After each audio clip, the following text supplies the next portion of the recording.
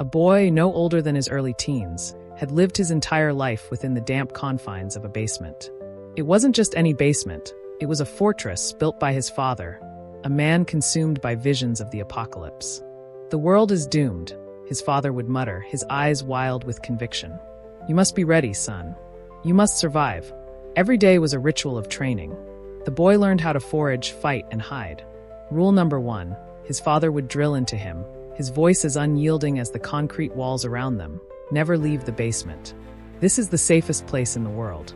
It's designed to last 126 years, with enough food and resources for a lifetime. Out there, he'd gesture upward, his face twisted with disdain, is death. The boy woke to an eerie silence. His father was gone. This had never happened before. The boy's chest tightened. The routine they'd clung to was broken, and unease settled in its place. He waited, hoping his father would return, but the quiet only deepened, pressing against him like the weight of the earth above. Then it happened. A loud creak echoed through the basement as the heavy doors, fortified and sealed for years, slowly swung open. The boy's heart raced as he jumped to his feet. His instincts screamed to run, and before he fully understood what he was doing, he bolted toward the exit. For what felt like an eternity, he climbed. Step after step, his legs burned, but he pressed on, drawn by the faint glow of light filtering from above, whispering, "Please, let this be sunlight." When he finally reached the surface, the light overwhelmed him, blinding and warm. He shielded his eyes. As his vision adjusted, he found himself standing in the middle of a road. The world was vibrant, alive with colors he'd only dreamed of. The air smelled fresh, unlike the stale, recycled oxygen of the basement. He spun around, marveling at the beauty of it all. "Oi, kid, what are you doing in the middle of the road? You think you're in a movie or something," a voice called out, laced with irritation. The boy spun around, his jaw practically hitting the pavement. "A person," he gasped. "A real person." The stranger raised an eyebrow. "What? Did you expect a talking squirrel? You okay, or did a truck hit your common sense?" Reality snapped back, deflating the boy's excitement faster than a popped balloon. If his dad found out he'd left the basement, he wouldn't need monsters to deal with him. Fear gripped him as he turned on his heels. "Gotta keep moving," he muttered, adrenaline pushing him forward. Still, something itched at the back of his mind like an unwelcome rash. Why had the door opened? A system malfunction? Or worse, had Dad, the king of Grounded for Life, done it on purpose? No way, the boy thought, immediately dismissing the idea. That's way too sane to come from him. Outside, the world was shockingly normal. No acid rain. No zombie hordes. Not even a raccoon with attitude. Just birds chirping and a breeze that whispered, "Told you so." The boy slowed, taking it all in. "Dad was wrong," he murmured, relief flooding him. All that talk about an apocalypse. What a load of bullshit. A tremor cut him off, nearly sending him sprawling. The boy froze as the crowd around him collectively snapped their heads toward the sky. Following their gaze, he saw it. Something enormous, ominously glowing, and way too close for comfort. "That's no moon," he muttered, attempting to channel his inner Jedi. The object shifted, revealing writhing shapes that spilled out like the universe's worst piñata. His sharp eyes caught the horrifying details. Alien creatures, all teeth, claws, and bad intentions, descending toward Earth. Cue panic mode. The boy's heart raced as his dad's lessons came flooding back. Rule number 1, never leave the basement.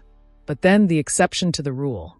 If the sanctuary's exposed, run like your life depends on it. And then it hit him. He'd left the door open. He had exposed the sanctuary. "Oh great," he groaned. "I'm not just grounded. I'm dooming humanity. Gold star me." In the blink of an eye, monsters flooded the basement, setting off the system's alarms like it was Black Friday at the Apocalypse Mall. The doors slammed shut in a desperate bid to keep the horrors contained. But outside, things were far from calm. Chaos had hit full throttle. Bladed beasts turned people into julienne vegetables. One-eyed giants gobbled up unlucky bystanders like popcorn. A mantis-like predators stalked their prey with ruthless precision, and a rock-like monster took out bystanders, smashing them flat like it was auditioning for a new mashed potato recipe. The bright, bustling world he'd dreamed of joining? Yeah, it had turned into a nightmare straight out of a monster movie marathon. The final cherry on this disaster Sunday was the arrival of a towering alien that looked like it bench-pressed skyscrapers for fun. Its roar shattered windows and eardrums alike, a sound so loud it probably woke up ancient dinosaurs. As the boy stood paralyzed, the weight of his father's words finally sank in. Survival comes first. He gulped, legs trembling. Guess Dad wasn't completely paranoid. With the world falling apart faster than a poorly made sandwich, the boy did the most logical thing imaginable. He froze like a deer in headlights, watching the apocalypse unfold in high-definition horror. As chaos raged around him, he made a mental note to never, ever question the sanctity of basement rules again. Dad might be smug, but Dad was right. As always, much to the boy's eternal annoyance. Moral of the story. When Dad says, "The world's ending and you're never leaving this basement," just nod, smile, and pretend he's not one bad day away from starting a conspiracy theory YouTube channel. Turns out, crazy Dad knows best. The city was overrun, swallowed by a monstrous tide that surged forward like a tsunami, smashing everything in its path. Buildings crumbled, screams echoed, and chaos reigned. A boy stood frozen amidst the destruction, unable to comprehend the nightmare unfolding before his eyes. If this is the apocalypse Dad always warned me about, does that mean Mom is really gone, just like he said? The boy thought, sorrow carving deep lines into his youthful face. His hopes, like the city around him, lay in ruins. While he was lost in thought, the world around him burned. People ran in every direction, desperate for safety, but no matter where they turned, monsters awaited them. Suddenly, a firm hand grabbed the boy's wrist. It was his father. The boy's breath hitched. His father? Here. Now. Without wasting a moment, his dad's voice cut through the chaos. Don't stop. Keep moving. The boy hesitated, his gaze drawn to the tsunami of monsters barreling through the streets, consuming everything and everyone in their path. Everywhere he looked, there was destruction. Unlike his father, who seemed to know exactly what to do, the boy noticed the aimless terror of the people around him. Their panic led to their doom, one by one. Come on, his father barked, yanking him forward. They sprinted toward the bridge, their only escape route. But the monsters weren't slowing down, they were gaining speed. The boy's panic bubbled over. They're catching up, he shouted, his voice shaking. Don't look back, his father ordered, his tone as sharp as steel. Just run. The boy pushed forward, his legs screaming with effort. The bridge trembled beneath them, the roar of the monsters shaking even the towering structure. Suddenly, a tentacled monstrosity lashed out, wrapping around the boy's ankle. He fell hard, fear paralyzing him. Before the creature could drag him away, his father was there, armed with nothing but a sharp rock. With a swift strike, he severed the tentacle, sending the beast flying. But the boy's leg was injured. He tried to stand, but his leg refused to obey. He collapsed again, tears of frustration welling up in his eyes. Go, he yelled to his father, his voice breaking. Leave me behind. You can still make it. His father stood silently for a moment, his face unreadable.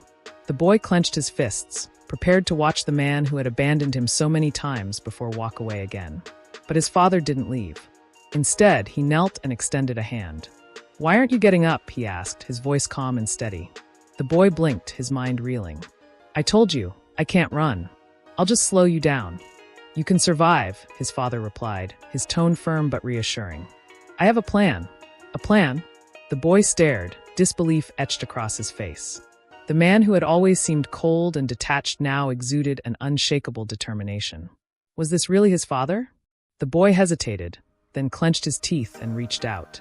He grabbed his father's hand, and with one swift motion, his father pulled him to his feet and propelled him forward. Run, his father commanded, his voice warm yet urgent. The boy's legs moved instinctively.